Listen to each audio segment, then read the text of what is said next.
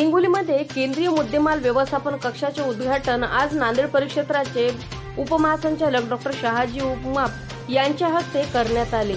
यावेळी हिंगोली पोलीस अधीक्षक Shrikrishna Kokate, upper police अधीक्षक अर्चना पाटील यांच्यासह 13 पोलीस ठाण्याचे पोलीस निरीक्षक व सहाय्यक पोलीस निरीक्षक तसेच पोलीस कर्मचारी उपस्थित होते।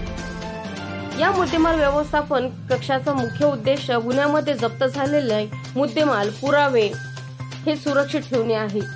यासोबतच हे पुरावे संगणकीय कोडद्वारे डिजिटल प्रणालीमध्ये सुरक्षित ठेवण्यात येतील।